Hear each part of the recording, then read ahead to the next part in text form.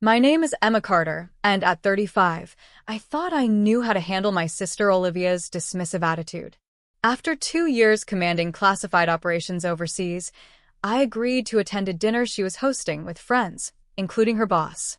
I wore a simple blue dress, one that gave no hint of the three-star general beneath it. When Olivia introduced me as her little nobody with some office job in the military, I smiled politely. I had no idea that dinner would change everything between us. If you've ever been underestimated by family, hit that subscribe button and share where you're watching from. The validation you're looking for might come when you least expect it. Growing up, Olivia and I were never the typical sisters. Despite being only 3 years younger, she always seemed to exist in a completely different orbit. While I buried my nose in history books and military strategy games, Olivia was the vibrant social butterfly who collected friends like trading cards and knew exactly how to charm our parents. Our childhood home in suburban Massachusetts became the stage for our diverging personalities. I would meticulously plan my school projects weeks in advance, while Olivia could throw together an award-winning presentation the night before. It wasn't that she wasn't smart. She was brilliant, just in her own way. But her priorities were different. She thrived on social capital and admiration, while I found comfort in structure, achievement, and quiet recognition. "Emma, why can't you try to be more like your sister?" Mom would ask, whenever I declined yet another party invitation in favor of studying. "You need to build connections in life," Dad would add. As a former corporate executive, he often sided with Olivia. Her business ambitions aligned more closely with his vision than my growing fascination with military service. By high school, the pattern was firmly set. Olivia was the family star, and I was the serious, dependable background character in her glittering story. College only widened the gap. I chose West Point, much to my parents' confusion, while Olivia went off to an Ivy League business school, just as everyone expected. At family gatherings, her internships at prestigious firms dominated the dinner conversation. My military training? Barely a footnote. "So you're learning to file papers for the Army?" my aunt asked once, as I tried to explain my tactical training. "Something like that," I had replied, already understanding the value of keeping certain information classified, even from family. After graduation, our paths completely diverged. Olivia rocketed up the corporate ladder at a multinational defense contractor, ironically enough. Meanwhile, I quietly built a military career, rising through the ranks faster than even I had expected. My aptitude for strategic operations and crisis management soon caught the attention of senior leadership. Before long, I was assigned to increasingly classified missions. The decision to keep my rank and accomplishments from my family didn't happen all at once. It started as a matter of operational security. Details of my work couldn't be shared. But over time, as Olivia's condescension about my admin job in the military grew, I found it easier to let her believe what she wanted. My parents followed her lead, never asking too many questions. "It's probably for the best," my commanding officer had said during a security clearance review. "The less specific information that circulates, even among family, the better." So, I became skilled at deflection. When asked about my work, I'd offer vague responses about supporting overseas operations, then redirect the conversation to Olivia's latest promotion or luxury vacation. It was simpler that way. And honestly, the misconception provided excellent cover. My most recent 2-year deployment had been the longest and most complex of my career. Leading a multinational task force on a classified intelligence mission had earned me my 3rd star, along with a level of respect in global military leadership that still felt surreal. When I returned to the States just 2 weeks ago, I looked forward to a quiet recovery period before stepping into my new Pentagon position. Then came Olivia's call. "Emma, you're back, right? You have to come to dinner tomorrow night," she said. "I'm bringing together some very important people, including my boss. He's a military commander or whatever, so you two might actually have something to talk about for once." I held the phone away from my ear, taking a breath. "I just got back, Steph. I'm still adjusting to the time difference. Please. It would really help me make a good impression. Commander Foster is considering me for the Defense Contracts Division. Having my military sister there would look good." There it was, the real reason. Not to reconnect after my long absence, but to use me as a prop for her career advancement.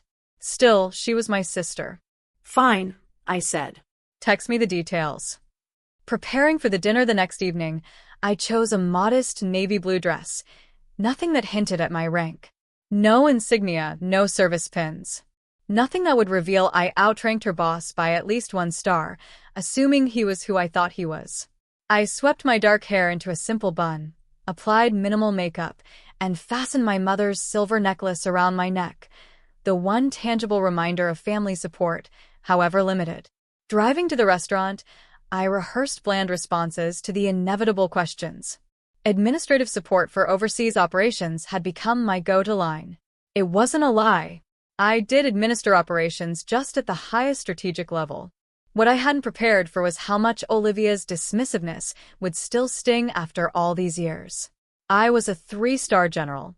I had led missions that shifted geopolitical dynamics.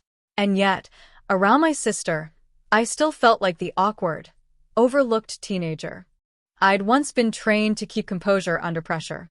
As I pulled up to the valet at Ellington's, one of the most exclusive restaurants in the city, I took a final moment to center myself. Just get through tonight, I whispered to my reflection in the rearview mirror.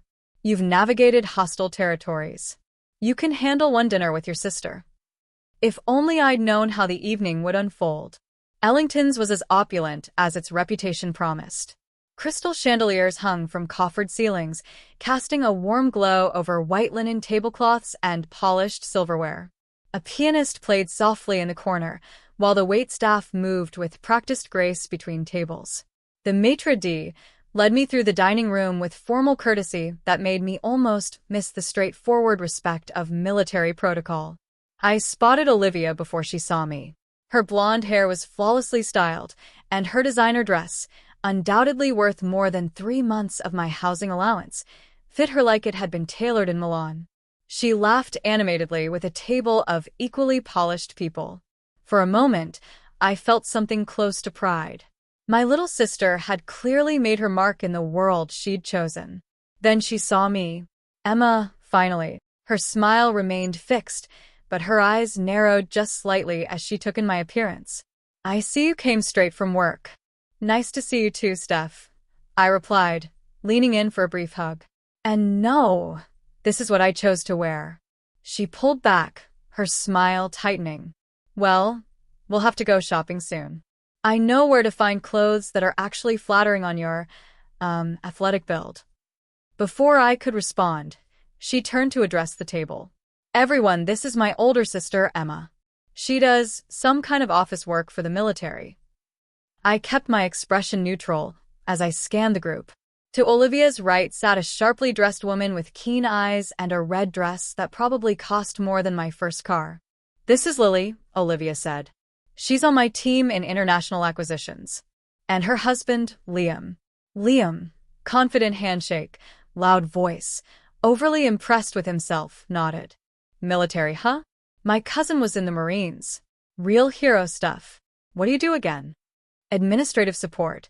I replied with the polished ease of someone who had repeated this line more times than she could count. Emma pushes papers, Olivia added with a light laugh. Nothing exciting. I was introduced next to Ava, a friend of Olivia's from marketing who immediately launched into a monologue about her company's new defense contract, as if she expected me to be impressed. Finally, Olivia gestured toward the man at the end of the table. And this is Commander Nathan Foster, my boss. He heads up the Military Liaison Division. I recognized him instantly, though I carefully concealed any sign of it. Commander Foster, Naval Intelligence. His rank was respectable, but still well below mine. I remembered him from a classified video briefing last year. I silently hoped he wouldn't recognize me out of uniform and out of context. Pleasure to meet you, sir, I said politely, using the proper address a lower-ranking officer would use. He studied me for a second, then nodded. Likewise. Which branch? Army, I said simply. She's been doing administrative work overseas, Olivia interjected quickly. Nothing classified or important. Emma, sit next to Ava. I took the offered seat, feeling the first real sting of the evening. Nothing important. The operation I had just led had neutralized a brewing international crisis, one that would have directly impacted the very contracts Olivia's company handled. But I reached for my water glass and smiled, saying nothing. As the waiter took drink orders, the conversation drifted toward everyone's professional highlights. Lily had just closed a major deal in Europe. Liam had apparently made a savvy property investment. Ava was in the running for a director role. And Olivia, naturally, was on the shortlist for a promotion in the defense division. Emma, what about you? Commander Foster asked, sounding genuinely curious. What have you been working on overseas? Before I could craft my usual vague answer, Olivia cut in. Oh, Emma just does basic admin work, helps schedule things, manages paperwork for the real soldiers. She turned toward me with a smirk.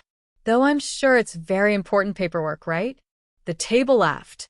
My cheeks warmed. 2 weeks ago, I had been coordinating a multinational intelligence effort with real-time impact. Now I was being cast as a glorified assistant. It keeps me busy, I said evenly. I'm sure it does. Lily chimed in with a tight smile that suggested polite condescension. It takes all types to keep things running. The waiter returned to take our dinner orders. When it was my turn, I chose the filet mignon, one of the pricier items on the menu, but something I genuinely enjoyed after 2 years of ration packs. Olivia raised an eyebrow. Can you even afford this place? That's a $70 steak, Emma. The table went quiet. The comment was too sharp to brush off. I'm treating tonight, Commander Foster said smoothly, though the awkwardness lingered. I can cover my meal, I told him, then turned to Olivia. My administrative job pays well enough for the occasional steak. In truth, my general's salary far outpaced what most imagined. And after years of deployment with minimal personal expenses, my savings were more than comfortable. But Olivia had always assumed I lived paycheck to paycheck because I didn't flaunt, didn't show. If you say so, she said with a dismissive wave. Anyway, Nathan was just telling us about a new defense initiative his department is launching.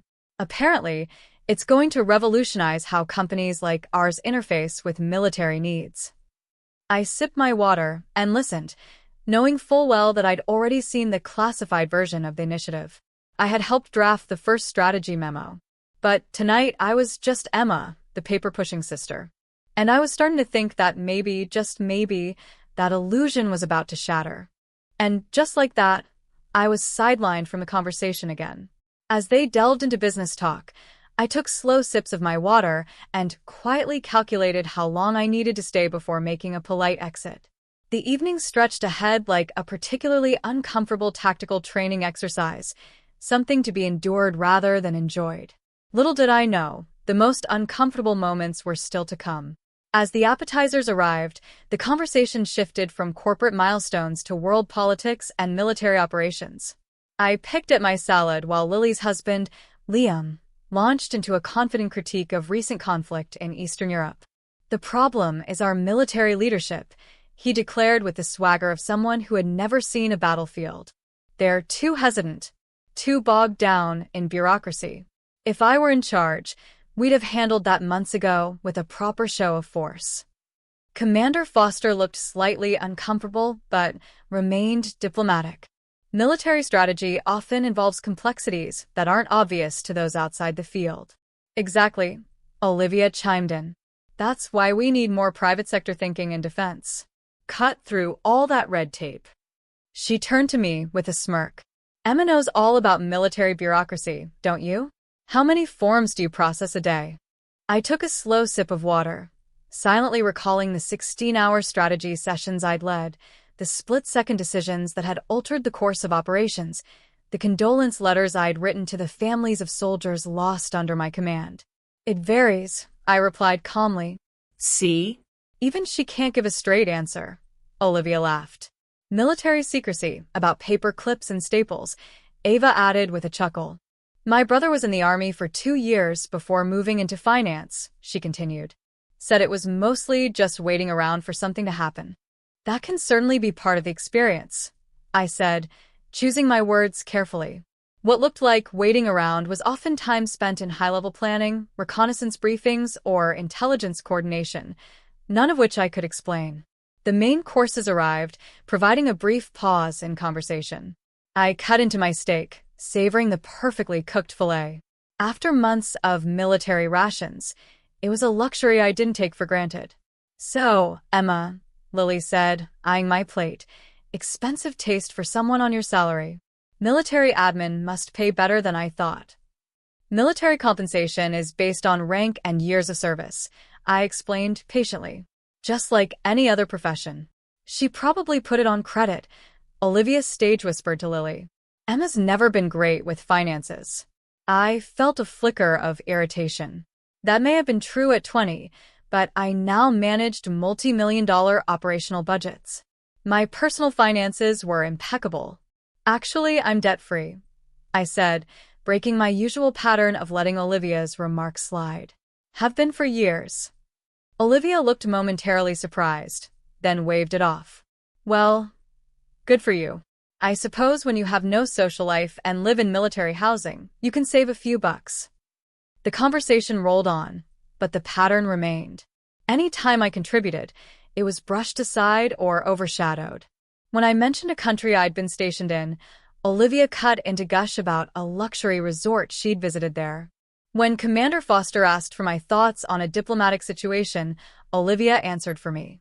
"Oh, Emma wouldn't know anything about that. She's never been politically aware. She just follows orders." I felt myself slip back into the role I had played at so many family dinners, the quiet shadow behind Olivia's spotlight. A knot formed in my stomach, part hurt, part anger, part exhausted resignation. Then, during a lull in conversation, Commander Foster turned to me. "So, what led you into military service, Emma?" "Family tradition." Before I could speak, Olivia laughed. "God, no. Dad was horrified when she enlisted instead of going into business. I think she just wanted to be different." "I enlisted after college, actually," I corrected. "And it wasn't enlistment, it was West Point." The table went silent. "West Point?" Commander Foster raised his brows, surprised. "That's impressive." Olivia waved her hand. "She's being modest." "It was a special program for admin roles, right, Emma?" "It wasn't. I'd graduated near the top of my class in the standard officer program. But I'd long stopped correcting Olivia's alternate versions of my life. "It was a while ago," I said instead. Soon the conversation turned to a recent covert military operation, one that had briefly made headlines before vanishing from the news cycle. It happened to be the very mission I had commanded. "Total disaster," Liam announced confidently. "Whoever was in charge should be court-martialed." My fingers tightened around my glass. That mission had achieved every objective, with minimal loss. The disaster narrative was intentional, meant to protect intelligence assets and operational secrecy. "I read they sent in some female general to clean it up," Lily added. "Can you imagine? What would a woman even know about that kind of tactical situation?" I excused myself to the restroom before I said something classified, or something I'd regret. Inside the elegant marble bathroom, I leaned against the counter and took slow, measured breaths. I had led troops into life-or-death situations. I had negotiated with foreign dignitaries under the threat of war. I had faced actual danger with less dread than I felt now. And still, somehow, my sister had the power to make me feel small. 10 more minutes, I told my reflection. Make an excuse about an early morning and leave. I adjusted my dress, reapplied my lipstick, and prepared to return to the table. As I walked back, I caught Commander Foster watching me with a furrowed brow. His expression had shifted, no longer casual. Something about the way he studied me made my step slow, just slightly. Recognition was beginning to dawn. And just like that, I was sidelined again. As the others returned to their discussion on defense contracts and corporate strategies, I quietly sipped my water and glanced at the time, wondering how much longer I needed to stay before I could make a graceful exit. The evening stretched ahead like a grueling tactical exercise, something to endure, not enjoy. But the most difficult part hadn't even begun. As the conversation shifted to military policy, I noticed Commander Foster still watching me with that same curious expression. He tilted his head slightly, as if trying to fit me into a different memory. Have we met before, Emma? He asked during a lull in the chatter. You seem familiar. My pulse ticked up. I don't believe so, sir. Perhaps at a military function? Possibly, he said, though his eyes told me he wasn't convinced. Olivia rolled her eyes. Trust me, Nathan, if you'd met Emma before, you wouldn't remember. She tends to blend into the background. I saw something shift in Commander Foster's expression. A flicker of discomfort. He didn't laugh. But before he could say anything, Liam launched into a new monologue about defense spending. They waste millions on outdated systems, he declared. If they'd consult people like us, people who understand efficiency, we'd revolutionize the whole thing. I bit back a comment, thinking of the dozens of efficiency audits I'd led, the optimization plans I'd enacted, the lean protocols I'd implemented in active command zones. What do you think, Emma? Commander Foster asked, steering the conversation back to me. From your administrative perspective, do you think efficiency could be improved? It was a respectful question, carefully worded to give me room to contribute without forcing me to reveal too much. I began crafting a diplomatic response. That's when a staff member approached our table. Excuse me, he said, voice low. Is there an Emma Carter here? There's an urgent call for you at the front desk. Olivia frowned. Who would be calling you here? No one even knows you're in town. Excuse me, I said, rising. I should take this. As I followed the staff member toward the front, I felt Commander Foster's gaze follow me.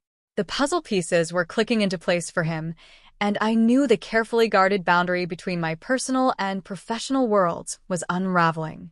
At the front desk, I lifted the receiver and immediately recognized the voice on the other end. General Carter, my apologies for contacting you during dinner. My aide, Captain Sophia Hayes, said briskly. But we have a developing situation related to Operation Cornerstone. The Secretary is requesting your presence for an emergency briefing. Understood. Timeline? Immediate.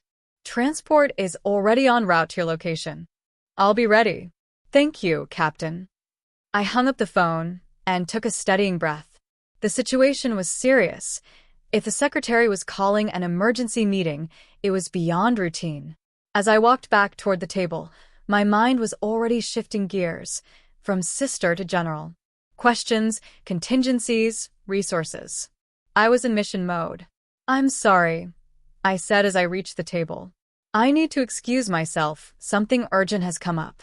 Seriously? Olivia said, her voice sharp with irritation. What could possibly be so urgent about paperwork that you have to leave now? Before I could reply, Commander Foster stood abruptly, his eyes wide with realization. General Carter? He asked, the disbelief clear in his voice. General Emma Carter? The table fell completely silent. Olivia, mid-sip of her water, choked slightly. Yes, Commander, I said quietly, seeing no point in keeping up the pretense. He straightened immediately, nearly standing at attention. I apologize for not recognizing you sooner, ma'am. It's an honor. I was on the video briefing for the Raisin situation last year. I remember, I replied. You asked some sharp questions about the regional impact. I could feel the weight of every eye at the table. Olivia's expression flickered between confusion, disbelief, and dawning horror. What are you talking about? She stammered. She's an administrative assistant. Commander Foster turned to her, his voice calm but unmistakably firm.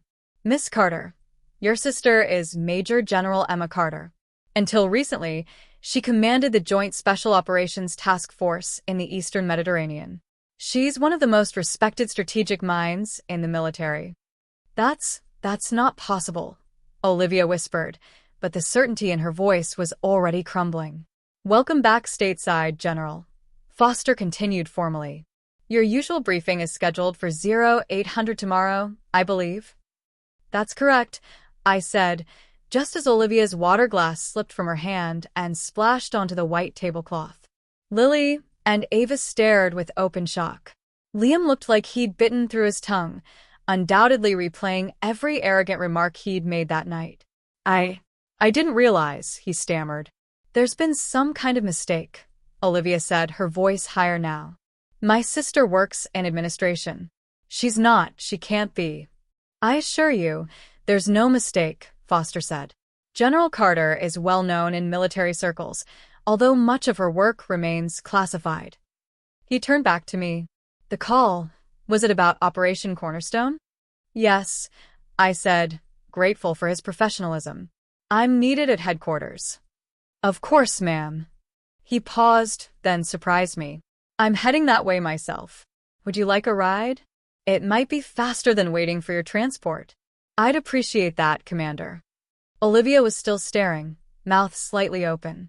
Emma, what is happening right now? She asked, stunned. For the first time that evening, I allowed myself to fully stand in my authority, not with arrogance, but with the quiet certainty that comes from years of leading under pressure. I'm sorry I couldn't be more forthcoming about my role, I said. Much of what I do is classified, as Commander Foster mentioned. I have to go, but maybe we can talk tomorrow. I placed a few bills on the table to cover my meal, and a generous tip. Dinner was lovely. Thank you all for your company. Then, with Commander Foster by my side, I turned and walked away, shoulders square, head high, leaving behind the version of me they thought they knew. I heard Ava whisper loudly to Lily, "Did she just say 3-star general?" The last thing I saw as we exited the restaurant was Olivia's face, an unsteady mix of shock, embarrassment, and something that looked like the beginning of realization. The evening hadn't gone as planned, but then again, I was used to adapting to the unexpected. This particular operation, dinner with my sister, had just ended with an unanticipated tactical revelation. Commander Foster and I walked in silence toward the valet. When his car pulled up, he cleared his throat awkwardly. General, I feel I should apologize for not recognizing you right away. I shook my head. No apology necessary, Commander. Out of context, in civilian clothes, it's perfectly understandable. Still, he continued, the way your sister was speaking, I had no idea she didn't know your actual position. Few people in my personal life do, I replied. What started as operational security eventually became habit. And then it just became easier. Olivia's always needed to be the brightest one in the room. He nodded slowly, clearly understanding more than he said. Well, for what it's worth, he added, your reputation shines pretty brightly in military circles. Your raisin operation is being used as a case study at the War College. I allowed myself a small, surprised smile. Thank you, Commander. Though I doubt that'll make family dinners any less awkward. Probably not, he said, chuckling. By the time we arrived at headquarters, the building was fully lit despite the late hour, a clear sign that the situation was escalating. Captain Sophia Hayes was waiting at the entrance, tablet in hand. General Carter, she greeted briskly, handing me my uniform jacket. She'd clearly retrieved it from my office, anticipating I'd need to transition quickly back into full military mode. The secretary is in the secure conference room, she said. Intelligence reports came in 20 minutes ago. Thank you, Sophia. I slipped the jacket over my dress. It wasn't standard protocol, but it re-established my authority for what lay ahead. I turned to Commander Foster. Thank you for the ride, Commander. My pleasure, General. And if I may say, it was an honor to finally meet you in person. Likewise. I'll see you at the morning briefing. As he departed, Sophia guided me toward the secure wing, quietly updating me as we walked. I focused fully on the emerging crisis, setting aside the mess of family dynamics. Years of military training had taught me how to compartmentalize. The emergency briefing lasted nearly 3 hours. By the time we'd stabilized the situation and I'd issued orders, it was well past midnight. When I finally checked my phone, I saw 7 missed calls and a dozen text messages from Olivia, ranging from confused to angry to desperate for answers. I replied with a short message. On duty. We'll call tomorrow. When I arrived home around 2 a.m., I was physically exhausted but strangely clear-headed. The secrecy I'd maintained for years had finally shattered. Whatever happened next with Olivia, I knew one thing for certain. I would no longer shrink myself to fit into her version of my story. After 4 hours of restless sleep and another early briefing, I returned home just after sunrise, only to find Olivia waiting outside my apartment. She looked uncharacteristically disheveled, her hair loosely pulled back, makeup smudged as if she'd gotten dressed in a hurry. Her expression was a tangle of disbelief, frustration, and something more vulnerable. "How long have you been waiting?" I asked, unlocking the door. "An hour," she replied, stepping inside without waiting for an invitation. I set my briefcase down. I was working. There was a situation that required my attention. "A situation?" she snapped, pacing across my living room. "Emma, what the hell is going on?" "Nathan Foster spent the rest of the dinner telling everyone about your military career. That you've led classified missions. That you advise the Joint Chiefs." She stopped, staring at me. "Is it true? Are you actually a general?"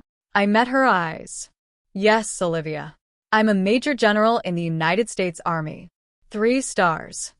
Her jaw dropped. "But that's impossible. You would have told me. You would have told Mom and Dad." "Would I?" I asked softly. "When have any of you ever shown interest in what I actually do?" She blinked, caught off guard. "You never corrected us," she said. "You never asked," I replied. "You decided what my life was and never questioned it. Do you have any idea how many times you've interrupted me at family dinners to explain my job to me? And always incorrectly." She flinched, as if I'd slapped her. "That's not fair." "Isn't it?" I said. "You didn't want to know.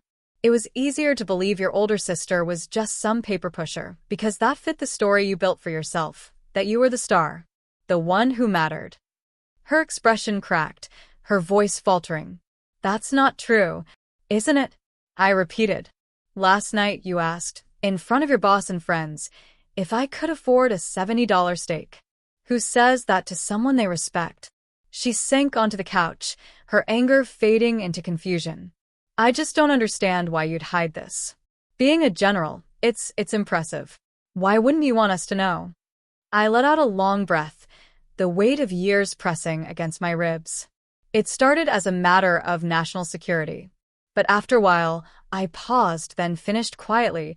"It just became easier to let you think what you wanted." "The work I do is classified," I began, choosing my words with care. "The fewer people who know my position, the safer certain operations are." I paused, organizing the thoughts that had long stayed unspoken. But over time, it became easier to let everyone believe what they wanted. You had your narrative about me, and correcting it would have meant confrontation. "So you've been lying to us for years?" Olivia asked, her voice sharp. "I've been omitting details," I clarified gently. "I never lied about being in the military. I just didn't tell you my rank or role." She stared down at her hands. "Do Mom and Dad know?" "No." "They believe what you've told them, that I do some sort of administrative work." "God, Emma," she looked up at me, eyes glassy. "Do you know how humiliated I was last night? Nathan spent 20 minutes telling everyone about your accomplishments after you left. Things I should have known about my own sister." "I'm sorry you were embarrassed," I said sincerely. "That wasn't my intention. You made me look like a fool in front of my boss." And there it was, the real issue. Not that she had learned something unexpected about me, but that it had disrupted the image she so carefully cultivated.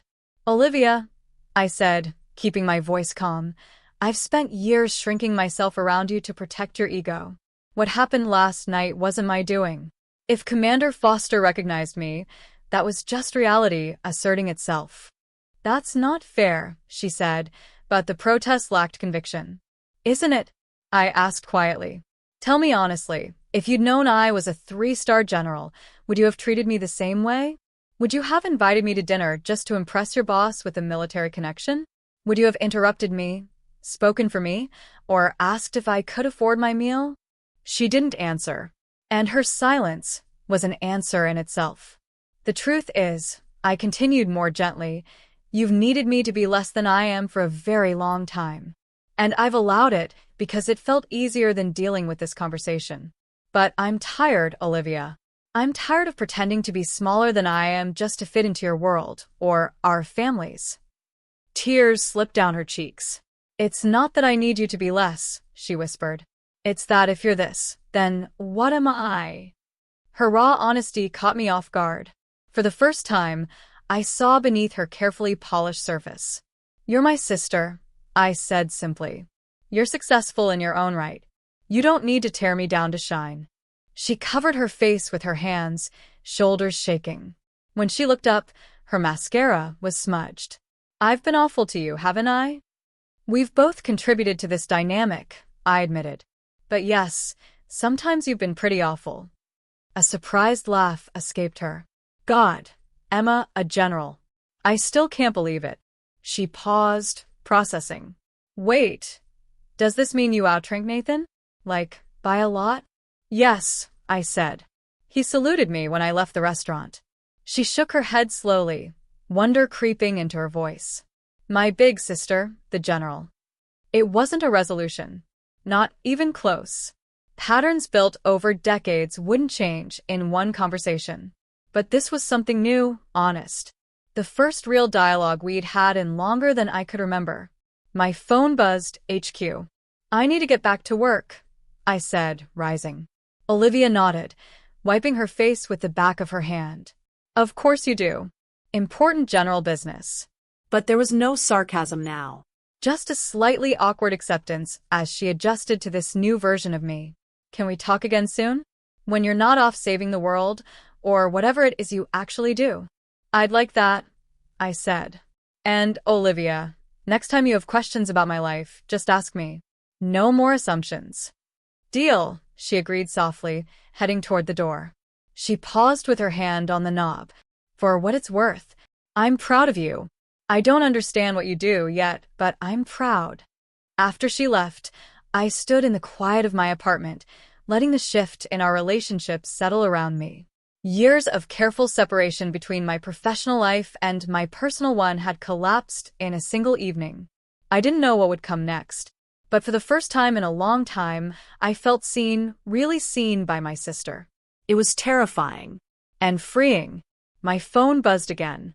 Duty called, as it always did. But something had changed.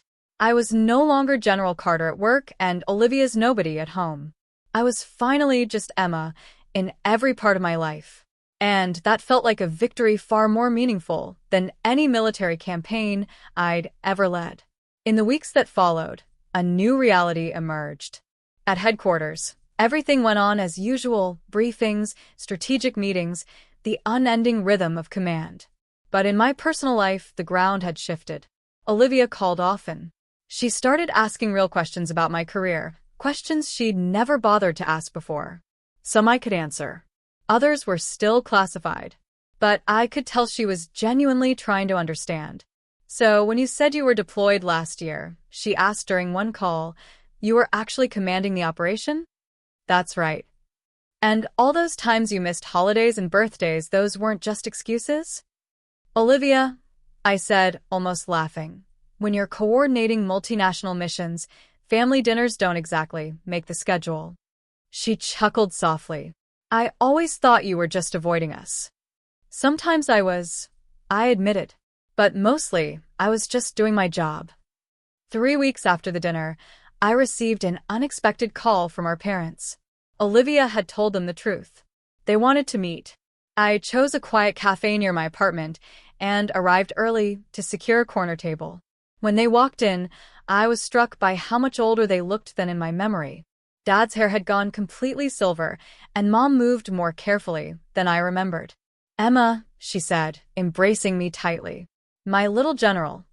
"Hi, Mom," I replied, returning her hug. "Hi, Dad." He stood awkwardly for a moment, then gave me a quick, stiff hug. Once we were seated and had ordered, an uncomfortable silence settled over the table. Mom broke it first. "Olivia told us everything. Why didn't you tell us about your promotions, your real position?" I took a sip of water, choosing my words carefully. Initially, it was operational security. Later, it just seemed easier not to correct the assumptions everyone had made. "Assumptions?" Dad's voice had an edge. "You deliberately misled us about your career." "Did I?" I asked. "When did either of you ever ask me detailed questions about what I actually did? You decided I had some minor role and never questioned it." "We're your parents," Mom said, hurt in her voice. "You should have told us." Like you told Aunt Grace when Dad got passed over for that VP position? I countered. Or like you told the neighbors when Olivia quietly dropped out of her MBA program for 6 months. They both flinched. I continued, gently. Our family has always had a selective relationship with uncomfortable truths. That's different, Dad muttered. Is it? I asked. You taught us both that image matters more than reality. Olivia embraced that lesson. I just found a different way to apply it. Mom reached across the table and took my hand. Emma, honey, we're proud of you. Of course we are. We just don't understand why you kept this from us for so long. Her touch softened me a bit. Do you remember what you said when I told you I was going to West Point instead of business school? Dad shifted uncomfortably. That was years ago. You said I was wasting my potential. That I'd end up a nobody, taking orders from men with half my intelligence. I was worried about you, he said quickly. The military isn't always kind to women. You weren't worried, Dad. You were disappointed. Every time I came home, you and Mom would listen to Olivia talk about her career for hours, then ask me one polite question before changing the subject. That's not true, Mom began, but Dad cut her off. No. She's right. He looked at me directly. I didn't understand your choice, and I didn't try to. It was easier to focus on Olivia because her path made sense to me. He paused, then added, I was wrong. The admission surprised me. My father rarely acknowledged mistakes. 3 stars, he said, shaking his head slowly. My daughter, a 3-star general. Do you know how remarkable that is? I'm aware of the statistics, I said, a little dryly. No, I mean, he hesitated, struggling for words. I'm trying to say I'm proud of you, Emma. I should have said it years ago. The simple statement hit me harder than I expected. I'd waited so long to hear those words. Thank you, I said quietly. Will you tell us about your work now? Mom asked. Whatever you can share? So I did. I explained the structure of my command, the general regions I'd operated in, and the kinds of missions I oversaw, carefully edited to omit anything classified. They listened attentively, asking thoughtful questions that showed a real desire to understand the world I'd kept hidden for so long. As lunch progressed, the conversation became easier, more natural. For the first time in years, I felt like I was speaking to my parents as my whole self, not the minimized version I'd learned to present at family gatherings. When we parted, Mom hugged me tightly again. We love you, sweetheart. All of you, not just the parts we understood. Dad's hug was longer this time, less stiff. I was wrong about the military, he said gruffly. You found exactly where you belong. I watched them walk away, a complex tangle of emotions settling in my chest. Decades of family dynamics wouldn't be untangled in a single lunch, but it was a beginning. That evening, Olivia showed up at my door with a bottle of wine and 2 glasses. Peace offering, she announced, holding up the bottle. I figured we could both use a drink after the parental inquisition. I smiled and let her in. They called you, too? 3 times since lunch, she said, kicking off her shoes and curling up on my couch like she had 100 times before. Dad actually asked me for details about your career. I think you broke him. I laughed, opening the wine. I simply existed as myself. If that breaks him, that's on him. She accepted a glass, her expression turning serious. I've been thinking a lot about what you said, about needing you to be less than you are. I sat across from her, waiting. You were right, she admitted. I've built so much of my identity around being the successful one, the star. Finding out you've been this whole other person, this important, powerful person while I was dismissing you. She shook her head. It made me question everything I thought I knew about our relationship. And I've been a self-centered jerk. She looked up at me. For years. Decades, probably. I couldn't help but smile. Well, I wouldn't argue with that assessment.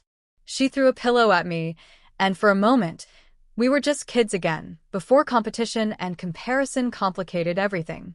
But the thing is, she continued more quietly, I don't know how to be your sister without being like that. We've been in these roles for so long. We figure out together, I said. Day by day.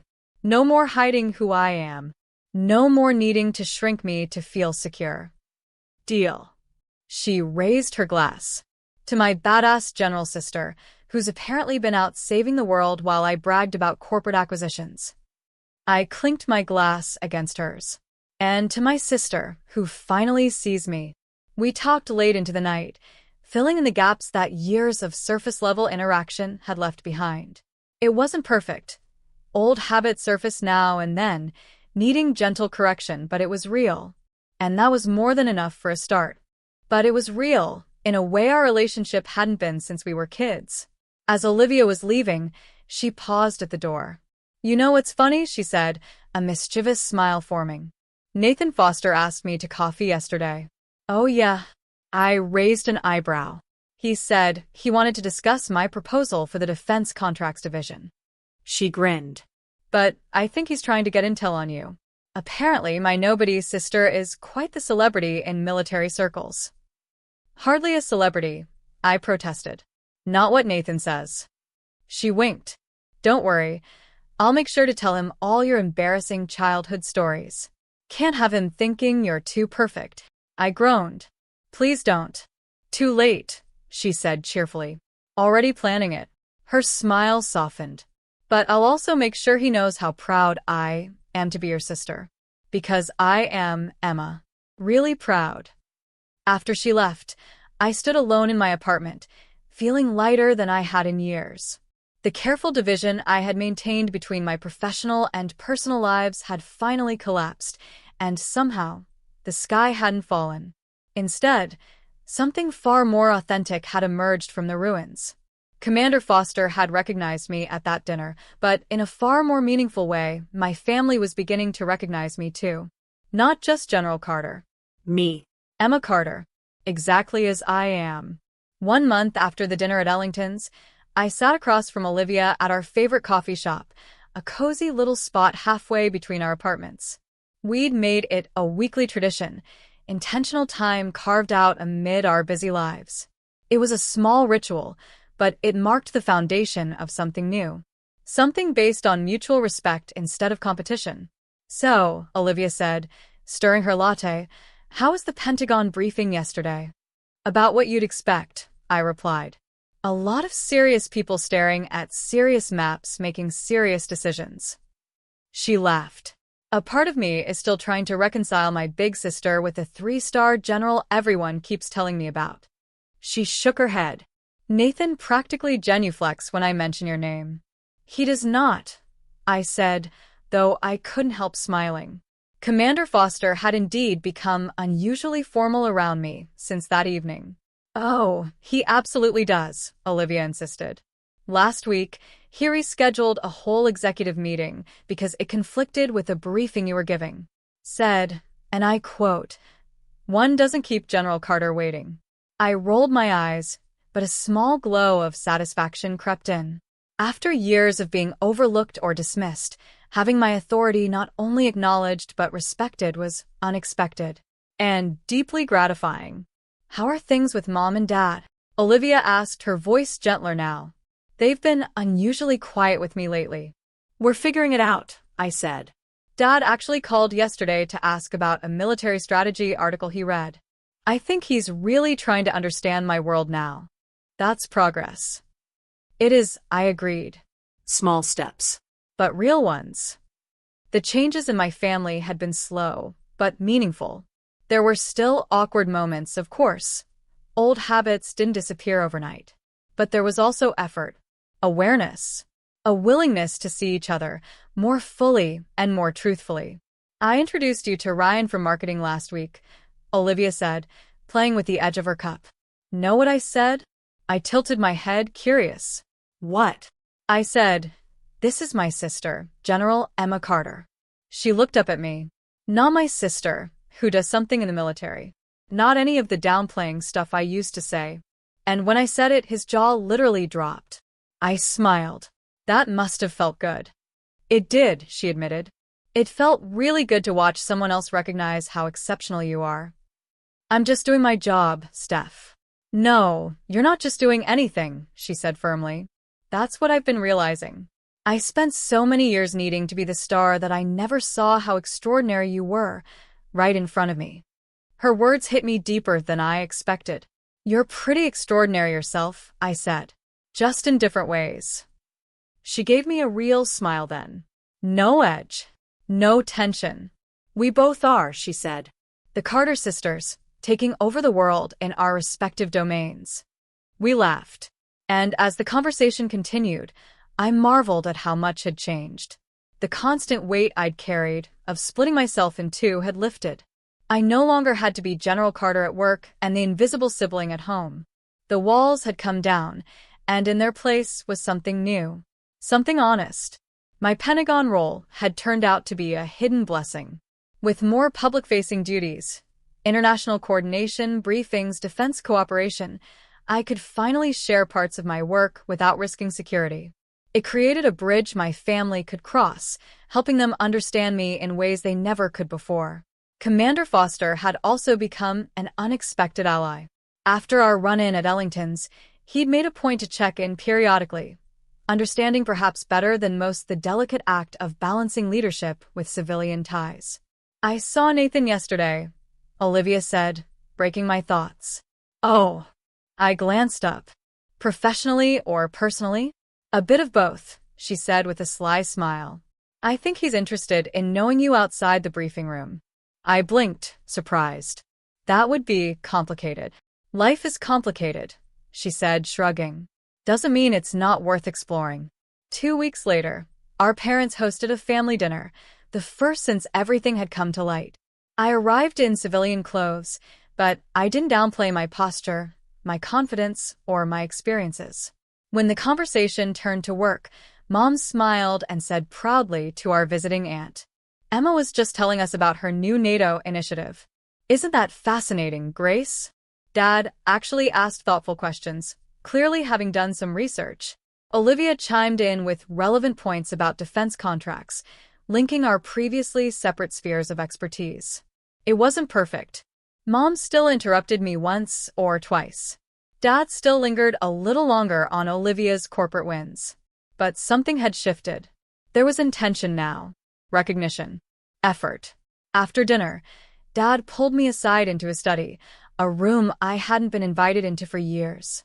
It was a room I'd rarely been invited into as a child. I have something for you, Dad said, opening a drawer in his desk. He pulled out a small box and handed it to me.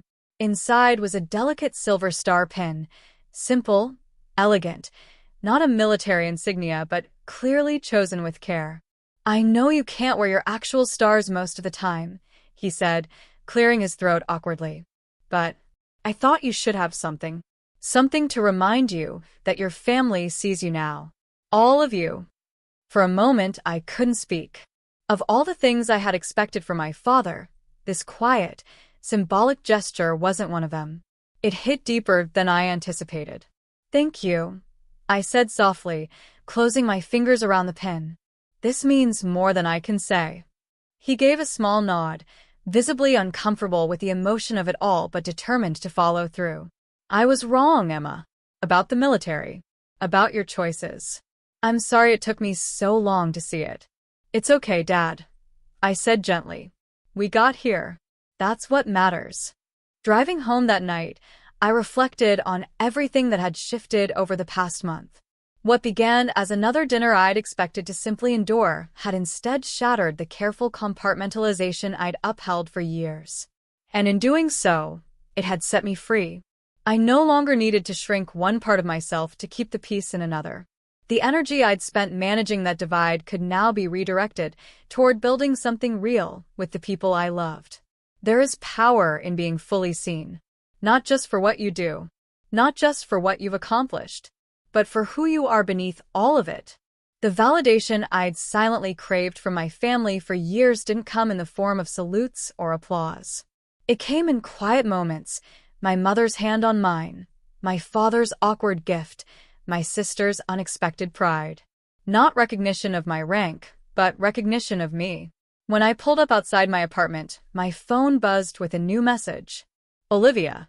Dinner next Friday. Nathan asked if you might join us. No pretenses this time, I promise. I smiled as I typed back. Me, I'd like that. The stars on my uniform never defined me, but they were a part of me now, just as surely as being Olivia's sister, Daniel and Hannah's daughter, and possibly, just possibly, someone Nathan Foster might come to know beyond the confines of official briefings. For years, I'd been the general who led from the front lines and the sister who stepped into the background. Now, at last, I didn't have to choose. I could simply be Emma, complex, accomplished, still growing, and finally seen. In the military, we speak often about objectives, strategy, outcomes. But some of the most important victories aren't marked by medals or reports. They are quiet, personal battles, the courage to tell your truth, the strength to hold your dignity when others try to diminish it, and the grace to know when a battle, finally, blessedly, is over. Olivia once called me a nobody. But in that moment of revelation, when my truths collided and my full self stood uncovered, I had never felt more powerfully, unmistakably somebody. Not just General Carter. Not just Emma, the overlooked sister. But wholly, authentically myself. And maybe that was the greatest victory of all. If this story spoke to you, I'd love to hear your own. Have you ever been underestimated by the people closest to you, only to have them finally see you? Share your experience in the comments. And if this journey of recognition and healing resonated, please like, subscribe, and join me for more stories about personal triumph, quiet strength, and the power of being known. Sometimes, the ones who know us the least are the people closest to us. Until honesty builds a bridge to understanding. Thanks for listening. I hope we connect again soon.